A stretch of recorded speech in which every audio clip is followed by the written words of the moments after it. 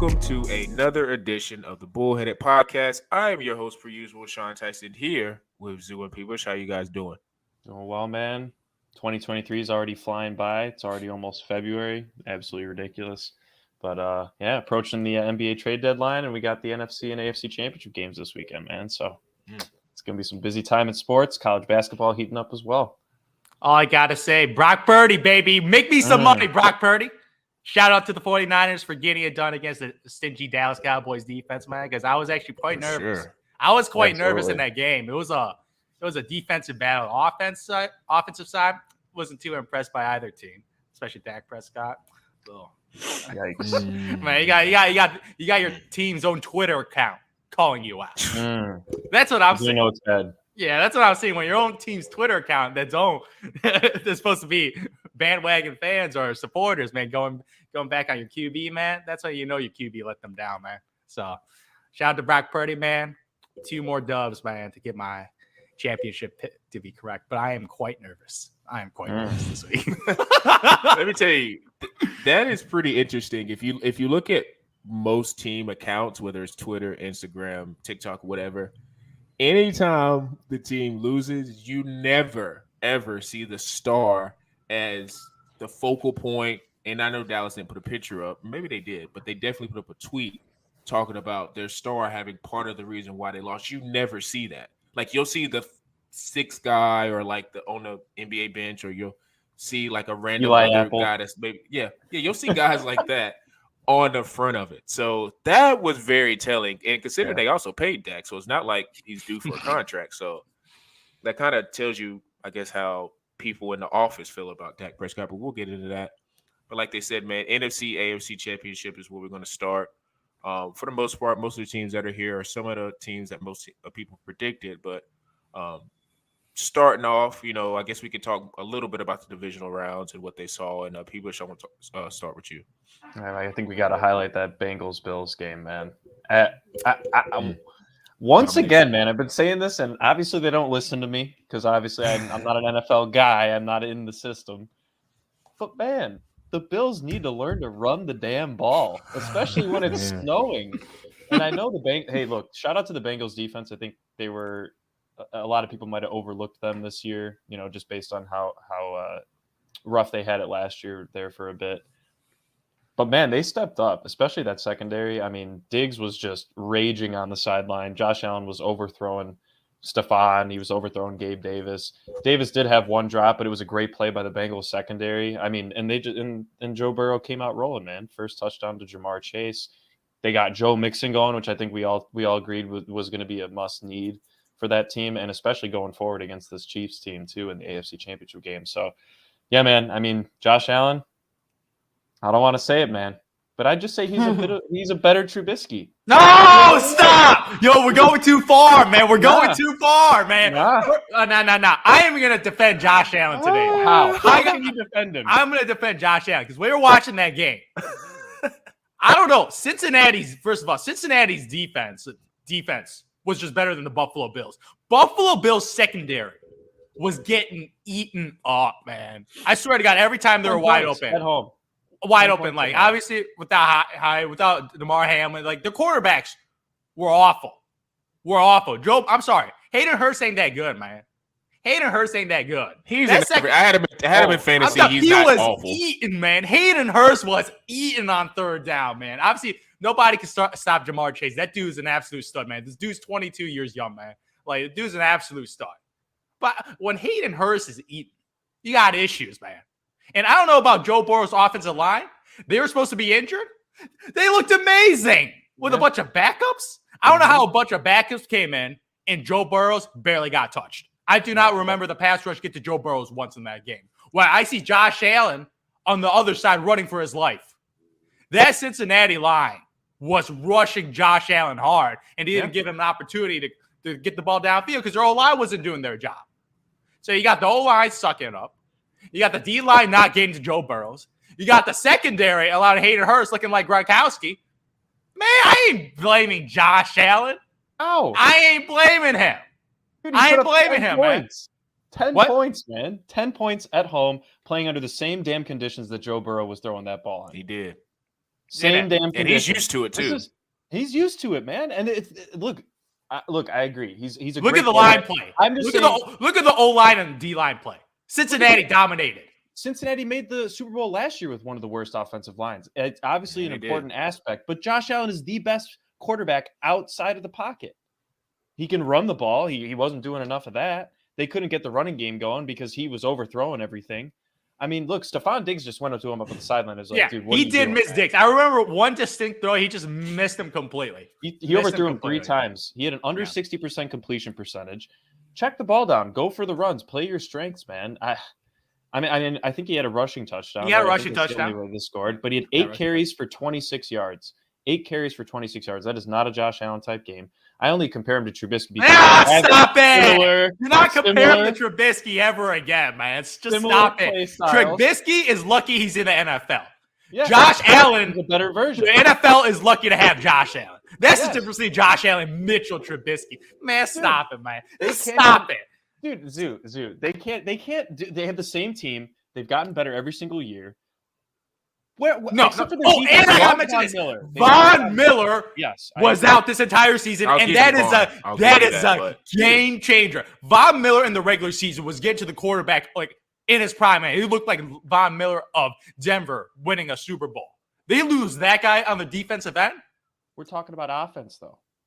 10 points. This doesn't matter. It doesn't matter. You got Cincinnati. You got Cincinnati dropping 27 points on you, man. Yeah.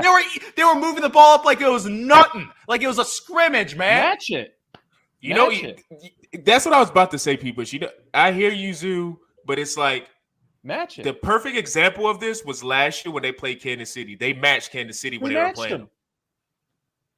And both defenses were bad. Yeah, that's the thing. Cincinnati's defense, they were actually good. They were really good. Obviously that Cincinnati struggled, that offense struggled against Baltimore's defense, which is unbelievable defense. Unbelievable. Because obviously offensive side, they had lots of issues. So that defense really showed up, man. But then Cincinnati really bounced back offensive. But man, Buffalo's defense was non-existent, man. Yeah, it was. Non-existent. We all agree on that, but I do think I'm with Bush on the point. You can put blame on Josh Allen, but you cannot give the brother 50% of the blame when your defense, O-line, secondary are all struggling and you're without Von Miller. Those are factors you got to consider, man. I mean, you got to consider those factors. They've been without Von for a little while. But he's the quarterback. He's probably the second most. He's probably the second most important player on the team. Von Miller, Stephon. I don't even behind Stephon. He's better. Dude, no. I'm not going to. Von is good, but he's not. Stephon is more important because without Stephon, I don't think the Bills are in the playoffs. Yes. But what I'm saying is, I don't agree with the. I do understand what people are saying with Trubisky, the parallels, but I'm not going to say he's anywhere close. I don't agree with it entirely. I don't agree with people's point of him saying he's in that same breath or whatever. Like, even, let's just say a comparison. He's not. If we're doing neighborhoods, they're in the same city, but they're not in the same block. Like, I'm not going that far. Like, they're in the same city, but they're not on the same block. But to People's point, I do think that Josh could have played, because part of the reason them being in Buffalo, he's used to those temperatures, he's used to the snow. So part of that is that factors in when you're thinking about how he played. And he had a couple of plays where I want to say maybe in the fourth when it was kind of in that teetering range where it kind of like they weren't going to be able to come back. But if he maybe got something on that drive, they could have maybe went down and scored and made it interesting. He had that play where it got called as a forward pass, but like he lost the ball and he kind of got crumpled on. That's when I kind of was looking at it like, it's just not going to be the day for Josh. I mean, that's just the day and age of quarterbacks, man. You know, if Josh Allen would have came back and won that game, he would have got, you know, you wouldn't have been talking about what a defense stopped him from scoring another point from 27. Like, we would have been saying Josh Allen came back and was the miraculous quarterback that's gotten him to the championship game. I just think that's territory with the quarterback. Like, we do understand Von Miller was hurt. We do understand that, you know, Diggs did get targeted a lot and he didn't catch it. So we can't absolve Diggs a lot. But I mean, he did miss Diggs on some throws. But, you know, they got a lot of soul searching to do in Buffalo because I do think that they need to invest more in the running game, maybe get a back that could maybe hold some leads or, you know, shift with momentum in terms of, you know, making longer play drives. Something different needs to change in Buffalo. And some might even say that that's a good point, but some might even say that it's just as simple as he ain't got Brian Daboll. That might be a real big reason why. Whisper. And you can look at New York and be like, Daniel Jones. None of us was looking at Daniel Jones and thinking he was even a average quarterback. Dayball comes in, plays to his strengths, and he got him in the playoffs. So it might be a Dayball effect. I don't know. I like Sean McDermott, but Dayball looks like a guy who had a really big effect. Ryan Dayball is so important for Josh Allen's development. But let's not get carried about Daniel Jones, man. He's a below average quarterback. I'm with you on that. Like, let's not get carried away. Eagles all Dayball for the most part. Yeah. I think Dayball. Eagles murdered. Yeah, we saw him again. We saw that game against the Eagles, man. Absolutely, he got blitzed. Embarrassing. Brutal. Embarrassing. Unwatchable. Unwatchable that game. Unwatchable. And I would almost say Daniel Jones has more excuses than Josh Allen, because who the hell is Daniel Jones throwing to? Yeah. And he's got Saquon, but I mean, Saquon, he did as much as he could against the Eagles defense. I mean, we saw what the Giants were, man, and we all kind of predicted this too, because before even the playoffs started, we all talked about how bad Minnesota's defense is. They make everybody look great. Yep. So I think it was fool's gold, and they kind of showed. I do like what the Eagles did in terms of just running the football. They almost ran for 300 yards, which I'm happy to see, because that kind of made me feel good about what they could do potentially further on in the playoffs. But we all knew what was going to happen in that. And to your point, Zoo, Daniel Jones is a guy who has gotten great coaching over this past year, and he's limited his mistakes, which I guess is to his credit. But he's also played within himself, and for that he's going to get paid. Now I don't know how much he's going to get paid, but he's going to get paid for it. He's so get a contract. Again, shout out to Dayball, man. Like, it seems like he's got this effect with quarterbacks, and he knows how to use them. So, if I was the Giants, I'd maybe look for a quarterback. You cannot pay Daniel Jones $100 million. No, Derek Carr might need a little help. It's going to be interesting what he gets paid. It's going to be interesting, because I would not pay him that either. But you just can't, man. You just can't. But if you think so, like, I guess he's unrestricted, or they got one more year. How does his contract? I don't know if he has the option or not, but yeah. That is going to be so interesting, because what quarterbacks, I think they're the one position where I don't think you could just pay. Like, if you get your team to the playoffs, you can't just pay them under market value. You always up the guy. I'm not saying he's going to get a Deshaun Watson contract, but it's like, what is he like? He's going to get something to where it's probably not guaranteed, but he's going to get a lot of M's on that check. With that, we can talk about that another time. But I kind of, now that we spend a little bit of time on the divisional round, we kind of know what happened in other games. Just spinning it forward to the championship round, because we do have NBA trades later. I'll start with 49ers and Eagles. I mean, you guys know I've been on the Eagles bandwagon the entire time, and that's just because of Hurts. I think he's developed. Shoulder looked good. He got hit a couple of times. Oh, he looked healthy. Running around. That's one thing. He looked good. When he started running, his own shot. Like, he had a rushing touchdown. When he started running, I'm like, okay, this dude's back. He's back. Yeah. He was not. He was fearless. So that was a great sign. Miles Sanders looked great. They're, if you really look up and down these rosters with the 49ers and Eagles, they're pretty much dead even with just skill talent on offense, explosiveness on defense. The only difference is the quarterback. So what I'm looking for in this game is, and I think you just lost my connection. What I'm looking for in this game is, I think with Brock Purdy and Jalen Hurts, I kind of want to see what happens in a fourth quarter type game. Like a game where you're on the road with Brock Purdy. You're pretty much, I don't know, maybe let's just say the Eagles are up 10 and it's the start of the fourth quarter. I want to see how Brock performs. Because has Brock even been, somebody made this one up, has he even been off the West Coast? Like, I don't think he's even been out of the West Coast time zone. I think he's been on the road, but he hasn't been anywhere where he's playing like East and then going to somewhere like Philadelphia. I don't think he's done that. So it's going to be the hardest place he's had. For sure. It's going to be, and I think did we just lose P-Bush? Oh, yeah. I think we did.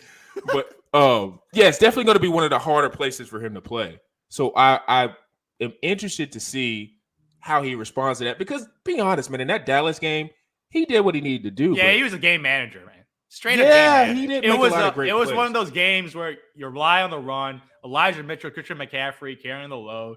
They were up. Defense was making a lot of plays. George Kittle is unbelievable. Unbelievable. Yep. When he catches his yak is crazy. George Kittle's yak is crazy. So Brock Purdy, He's just in that Jimmy G, like, game manager type role, man. And that's all they want him to do. That's all they want him to do. And he got it done. And they're going to probably go with the same game plan because you cannot have Brock Purdy throwing the ball downfield every time, man. He ain't no Josh Allen. He ain't that talented. Like, he's a nice, like, game manager type quarterback, man. He could be an average starting quarterback, but he ain't no tier 1. He ain't no tier 1, and they're not going to ask him to be tier 1. So you just got to play with himself and hope the defense slows down that Eagles offense because that's an unbelievable offense over there, man. Unbelievable offense. So, my Lord. Good luck. Good luck, Brock Purdy, man. That's all I got to say. Good luck, Brock Purdy.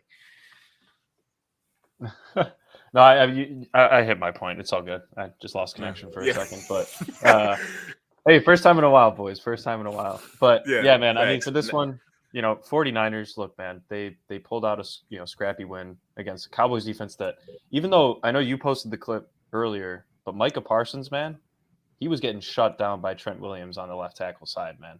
Absolutely ridiculous. I think we might be losing Sean here for a bit. But so, I'm talking about Micah Parsons did not get to the quarterback as much as I thought he would in that Niners game.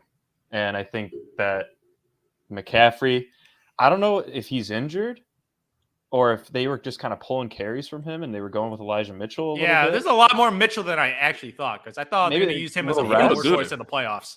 He did look good. Yeah, he looked really good. But, I'm looking at the other side. Kenneth Gainwell had a hell of a game. And, Sean, we talked about this, but the Giants shut down Dalvin Cook. And I know that their offensive line isn't the greatest thing in the world up there in Minnesota. But the Eagles just destroyed that Giants defensive line on the Russian front, putting up like 275. I mean, they had, Hurts was running. They had Gainwell. Boston Scott scored a touchdown per usual. It's always one of the randos on that team, taken away from Miles Sanders. But yeah, man, I just think they're going to have to stick with it. I think, obviously the 49ers have a pretty formidable defense as well. Fred Warner always flying in through the middle. I really like that rookie. Who's that rookie safety? The one mentored by Polamalu. He looks like Polamalu. Is it Tuafella or something like that? I'm butchering it, but they have a really good rookie safety who's just been flying in the running game on the defensive side of the ball. So I am interested to see what the Eagles are able to do on that front. I just think if we're seeing the Jalen Hurts that we saw last week and he's fully healthy, man, I'm sorry, Zoo, man. I think I got to go with the Eagles here. Fly, Eagles, fly. As much as I like watching Brock, that pick, man. I can't even hate that pick but I got to go Eagles. This is my NFC East champions, man. At the beginning of the year, I was super high on the Eagles. 1 seed straight domination. Like they took care of business. They took care of the cute teams, man. Move on, get the bye. Take care of pretty much last week is pretty much another bye because they just get their warm ups in, man. Man, dropping 38 points on the Giants like no. They have 2 real games. Yeah, this one division rival at that too. Yeah. Oh yeah. But man, whooped them 3 times. Yeah, the Eagles look prime, right? They're rested their prime right now because like that was a physical battle against Dallas Cowboys. That took every single it was a slugfest. Like, if Dak Prescott threw one less interception, the game could have been different, man. That one of those picks was inexcusable. The CD one, the one that got inexcusable. Like, I was looking at that pass. I'm looking at the replay. It wasn't even close. It looked like he was throwing to the other team. Like sometimes I can't make a play, but that he just like mentally just didn't read the play. Like I was just like, what the heck happened? There's a Trubisky comparison. We'll call that the Trubisky comparison of the podcast. Those picks, man, that's more decisions. apt. Yeah, that is more apt. I will say Dak is more apt than Josh Allen, but I do another point I want to make about the Eagles. I'm interested to see how. I guess, or with the Eagles 49ers game, I'm interested to see how the defense goes against the Eagles receivers. Because for some reason, I kind of think Devontae, he could have a really big game. Because I know the defense, for the most part, for the 49ers is stout everywhere. But I think they're going to focus a lot of attention on A.J. Brown because they're not going to want to let him go off. Because I think he's just one of those guys, if he starts rolling, it's just he could go for 200 yards if he wanted to. So that's just one extra subplot I'm going to look at. And like I said before, the difference in the quarterbacks and see how they both perform. But switching to the other side, Bengals and Bills. Or not Bengals and Bills, Bengals and Chiefs. Rematch, watching baby. And we didn't mention it earlier, but Mahomes pretty much getting a high ankle for the most part. And gutting through that was pretty heroic. And you just wonder I mean, they got everything with medicine. They got everything. They're probably, like I say, probably going to shoot it up, and he's going to go out there and play for his team in the championship game. But I just kind of wonder how when you think of Mahomes, you don't think of him like as a Lamar Jackson or even a Jalen Hurts scrambling. But a lot of his best plays is when he's moving around in the pocket and making crazy throws. Absolutely. And there's not going to be a lot of that if he's truly got a high ankle sprain. So speaking about the Bengals defense, if you know that, it pretty much is. I mean, I'm not a defensive coach, but you just know they're going to come in and be sending corner blitzes. They're going to be sending linebackers. Like, you just wonder how they're going to be able to manage that, because KC's line they're okay, but they're not like a Philadelphia or a San Francisco offensive line. So the only thing I'm looking at in this game is, or like the theory I'm thinking about is Cincinnati really gonna just own Patrick Mahomes? I just don't want to believe it. I'm telling you, it's gonna happen. It's gonna happen again, man. The minute Mahomes got injured, I'm like, it's over, man. It's over against the Bengals. I saw the injury. I was surprised he came back in game. I was surprised because when he was limping off, I'm like, yo, he can't move.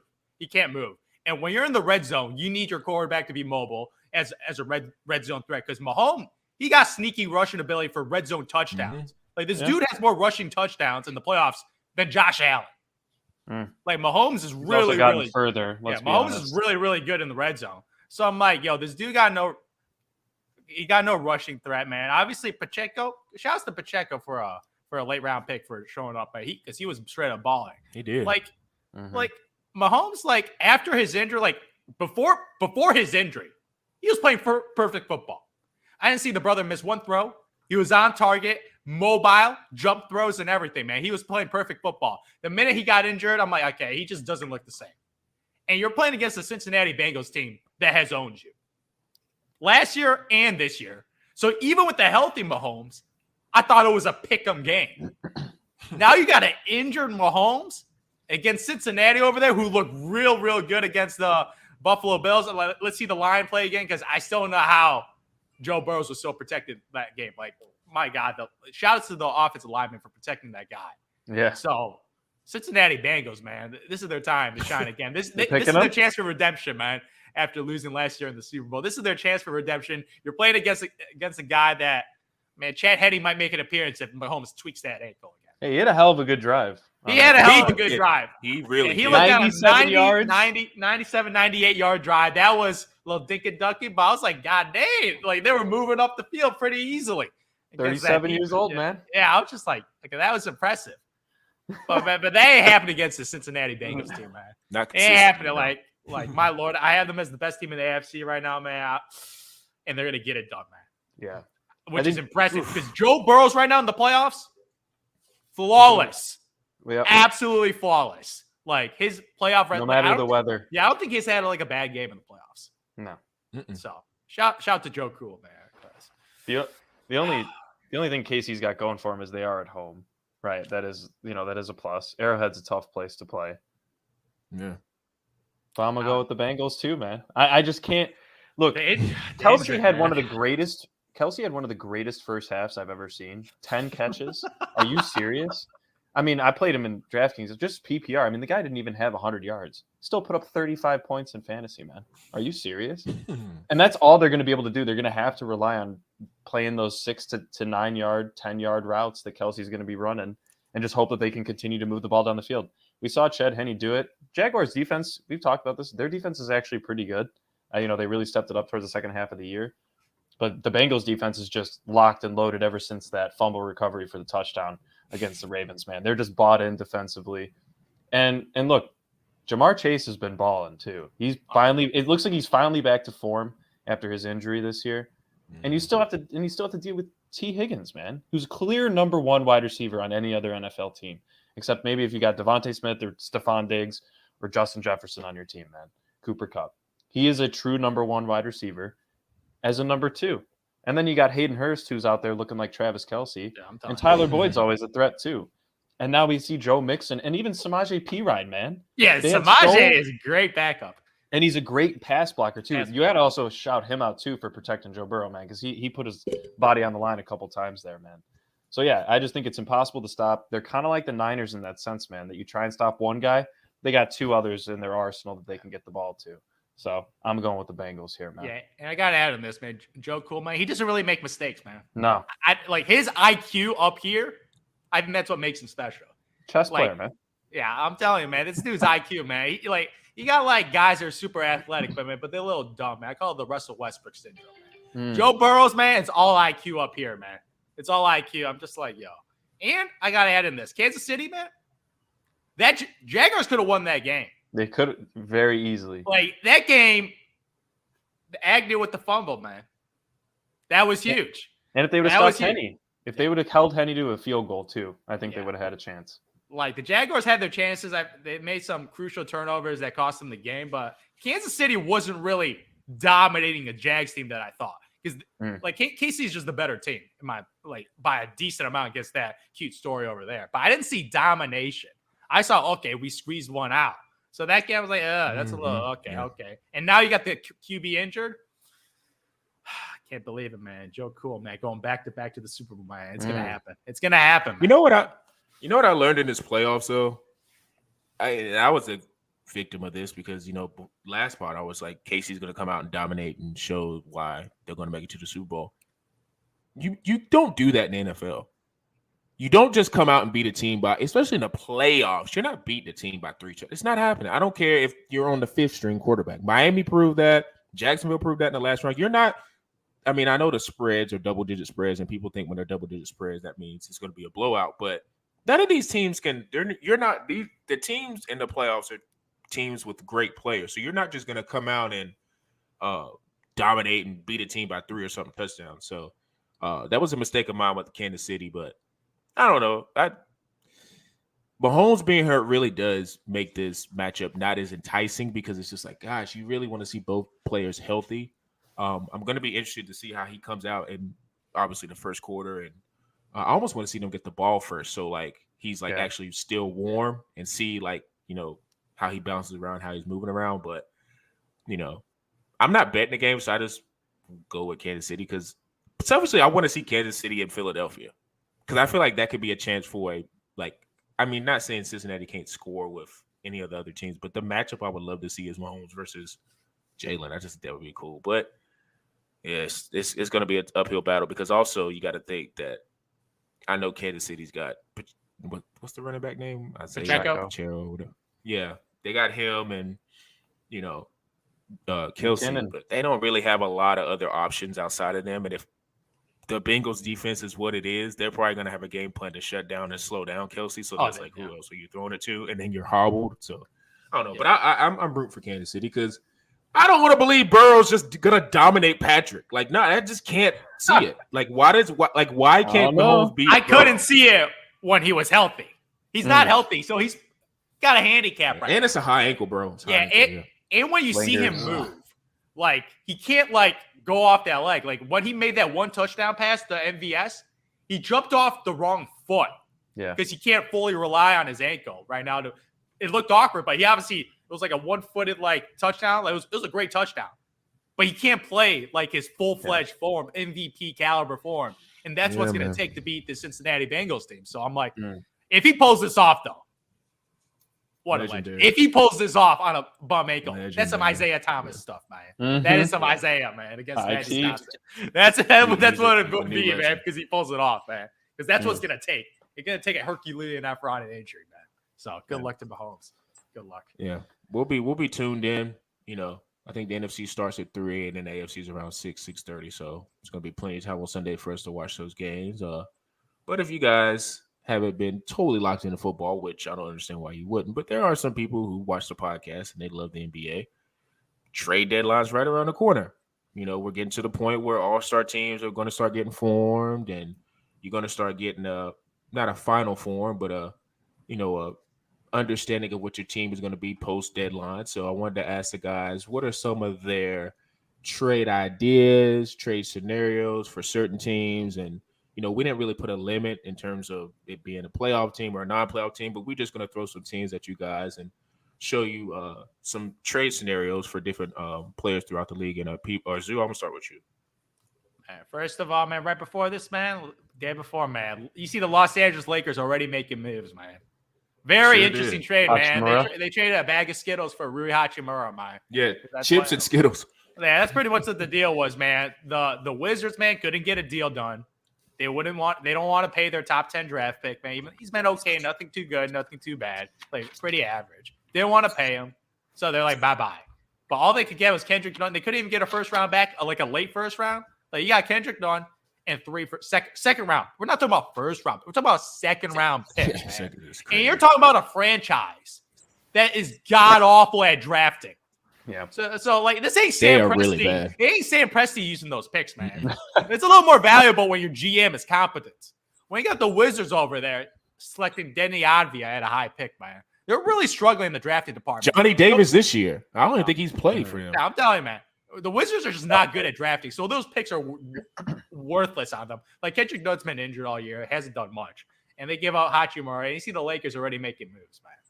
But for me, man, this is the biggest biggest guy I'm looking at right now, Bogdanovich. Bogey. Bogey, man. Bogdan. This dude's rotten in Detroit right now. Just rotten.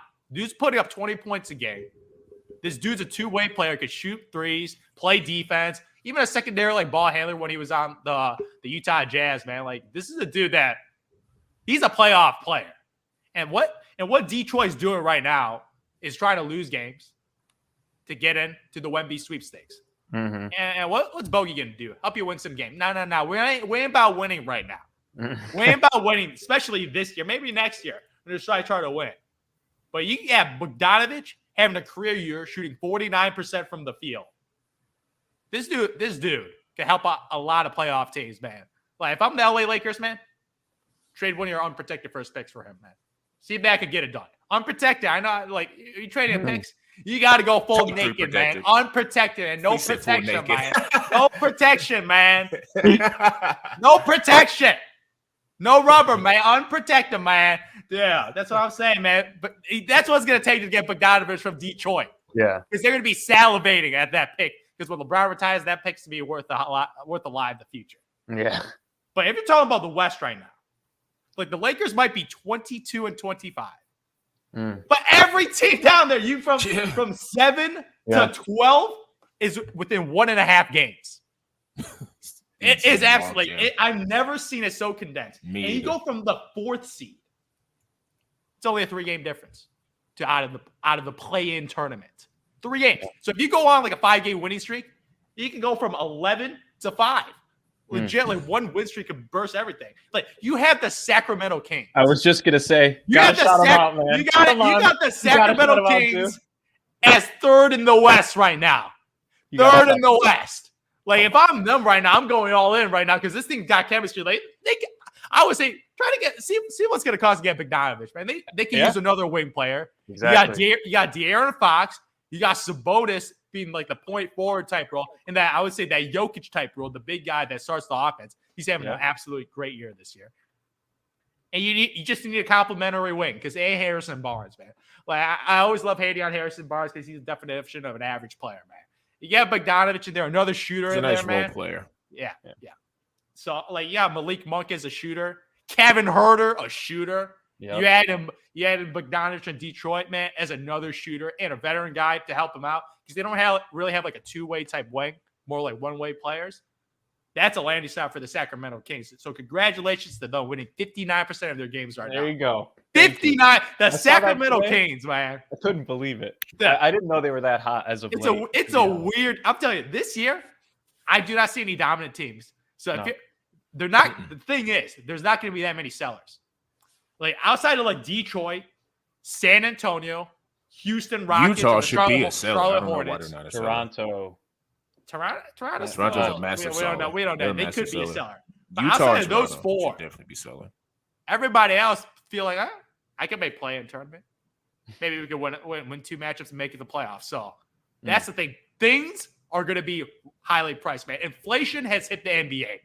All-time inflation for these assets. Facts. There's not going to be that many sellers. Everybody's going to get that. Oh, we're 22, 24, man. We can make a push for the 6th seed because everything's so condensed. But I'm saying big NBA GMs that I don't know how much Bogey's going to cost because I feel like Detroit is going to ask for a ridiculously high price. But let's see the negotiations, man, because that's where you make your money, GMs. Good luck. Good luck to try to get Bogdanovich on your team, because Detroit, definition of a selling team, man. I mean, I have a West Coast team that I think needs to make a move, but for the Kings, real quick, man, I think OG Anunoby from the Raptors would also be a nice OG. And Masai Ujiri, man, you want to talk about a great GM up there with the Pressies of the world, man. He knows what he's doing, and I think he's in a crucial decision point. Are we going to let Fred go? Are we going to let OG Anunoby go? Right? Pascal Siakam, if someone's really trying to make a big splash, I think the only untouchable, and I think we'll all agree here, Mr. Barnes, untouchable on that team, should be a Bull. But, what are you going to do? But I'm going with the Clippers, man. I think this team has been absolutely mediocre. Zoo, wasn't this your NBA Finals pick this year? I still don't regret it, man. When Kawhi Leonard plays, they are really good. They're really good. And when Kawhi Leonard, he is balling right now. He is. He's putting up 28, 30 points, man. He should be. He ain't played a lot of games this year. They finally have him at the level that they want him to be at, and they can't waste that. And they're just above 500. When him and PG are on the floor, I think they're like 11-7, which is okay. I think you'd expect a little bit better than that. But who's been the biggest scrub on that team, Zoo, that you were so high on? Mr. John Wall, man. Dude, just absolutely inefficient for that his team. Shooting's been awful. Bringing down the team PER by like 6.6 by himself. Their plus minus, I should say, not their PER. But man, I think, if they're trying to make a splash, they have a ton of like mid-level salaried guys, like the Luke Kennards, right? Marcus Morris, Robert Covington, Norman Powell. Go for Fred VanVleet, man. They need a point guard. I think they should go for Fred VanVleet. Yeah, why not? Reggie Jackson is not. Reggie Jackson is a six man. He's a six man. He's a six man type dude. Fred VanVleet can give you 8 assists. He's having a career worst year this year. It's fine. You get him cheaper. That's fine. He's expiring contract. New scenery. He's not going to ask for the extension. He's out in LA, no longer in freezing ass Toronto in January. Man, he might have a revitalization. And I'm just saying, look, there's not, like you said, Zoo, there's not way too many teams that are willing to sell.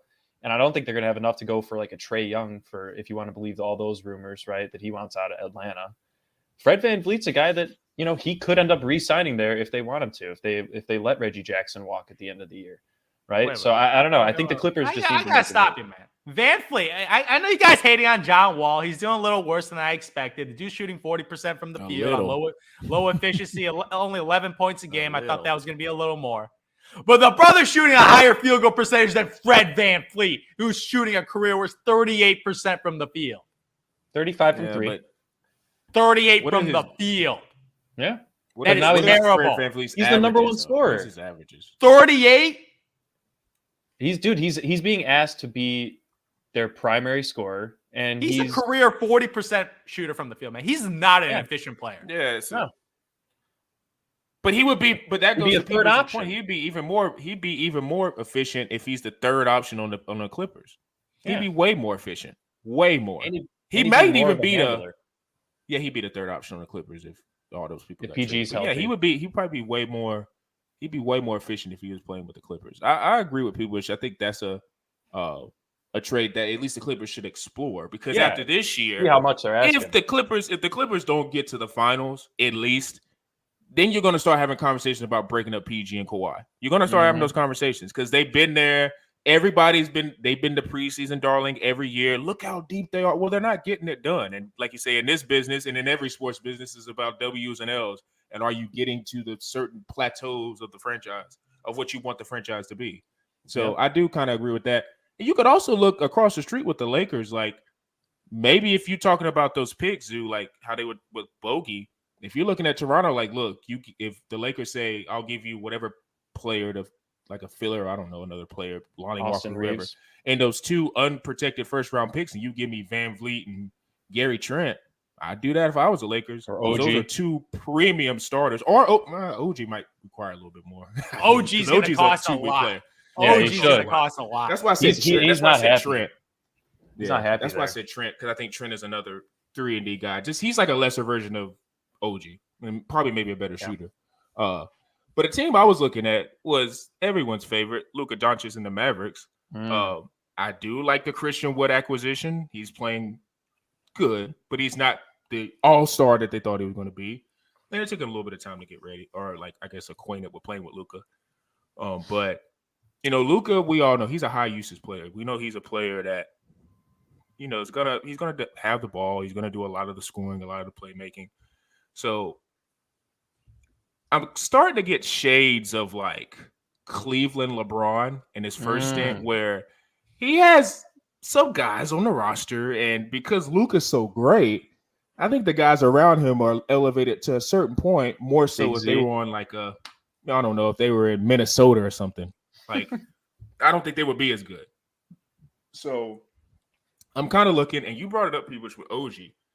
I would do whatever I could if I'm the Mavericks to get him. Because he seems like a guy who I love. Tim Hardaway Jr. He has those games where he go 8 from 10 from 3, and he's just flame throwing, and you just don't know what happened. He's got like 38 points. I understand it. But OG to me would bring something to that team overall with his defensive intensity. He's a pretty decent. I think he's like 35, 36, 34 around that percentage of 3-point percentage.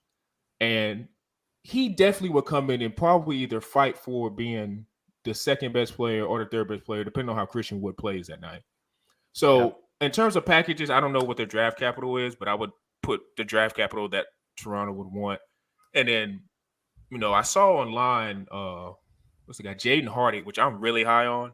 I'm really high on that guy. But, I mean, if you got to part with him, you got to part with him because you still got Luka and you're trying to get him. And Luka hadn't been in the league that long, but you want to take advantage of what Luka's doing right now and just go for it. So, if you got to part with one of those young guys, even Josh Green, a guy like that, maybe part with him. But if you could get someone like OG to play with Luka, I think that could be a super game changer because not only would he bring a guy that could be a 3-and-D, and I think he can get a little bit off the dribble. He's not doing turnarounds in the mid-range, but I think he can do a little bit off the dribble.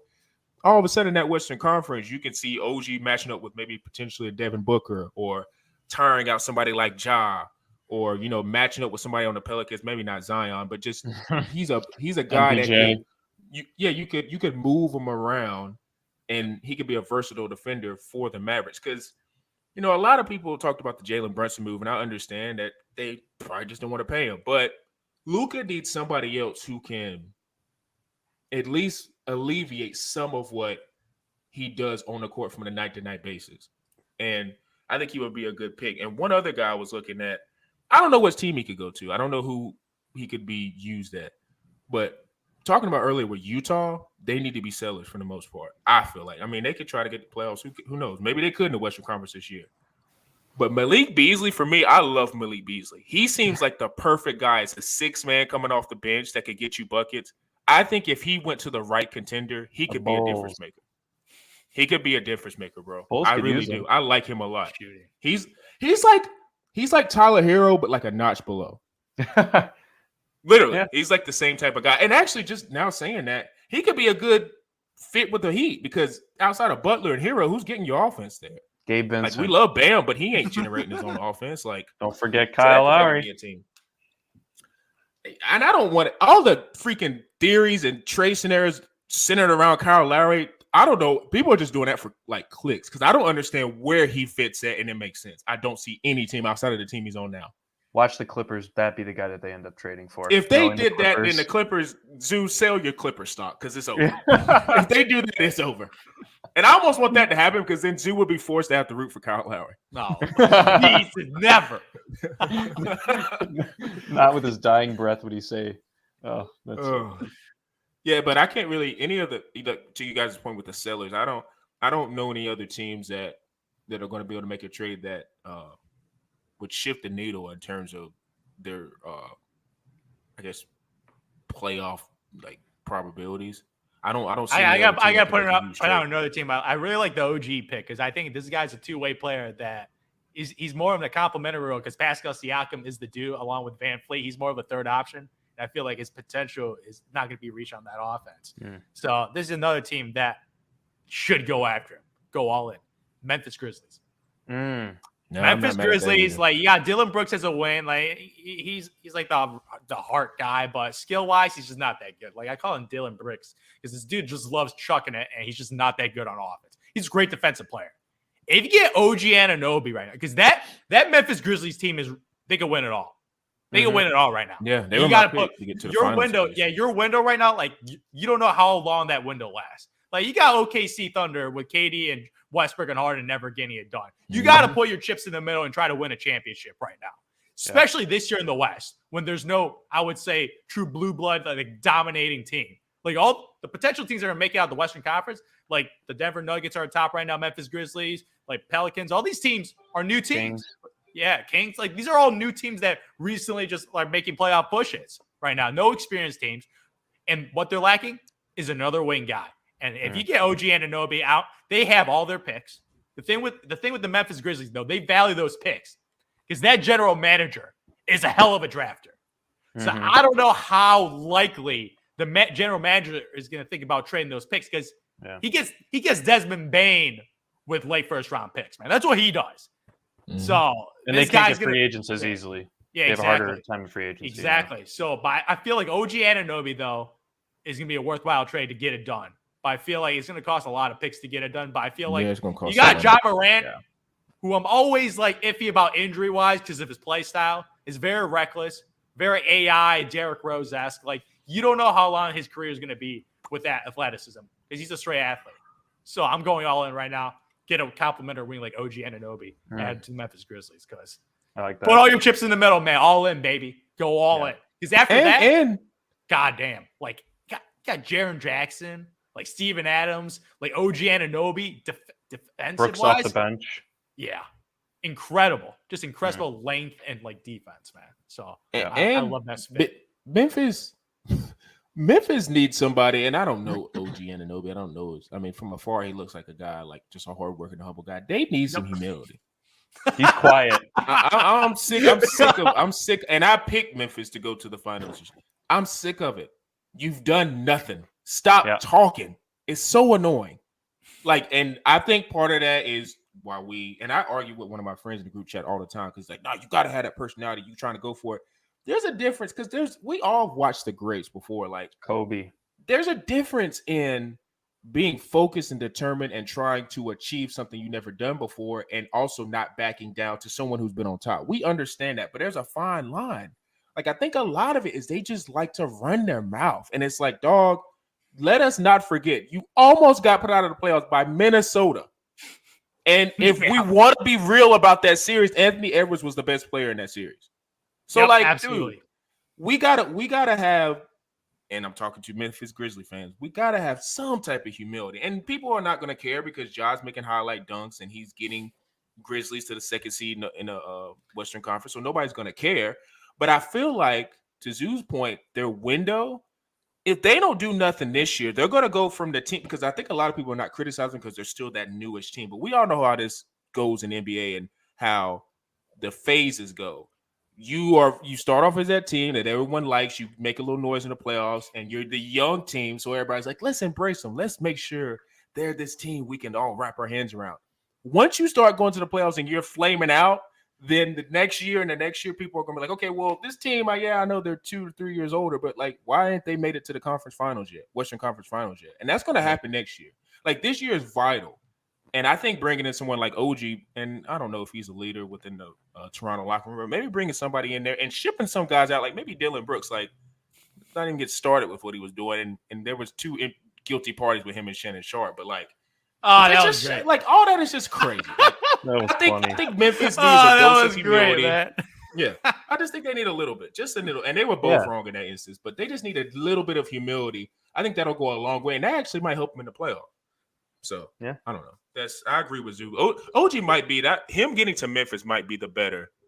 I like that a lot because he defends, and that's part of their DNA, and he could be another shooter for Ja to hit, maybe in the corner or something like that. So, what are these NBA trades, man? We're 2 weeks away, maybe week and a half. I'm not sure. About 2 weeks. Yeah, but 2 weeks. Yeah, so we're going to see. I think the Lakers gave it a nice kickstart yesterday, and there's just going to be a lot more teams that's going to be making moves. So make sure you guys tune in.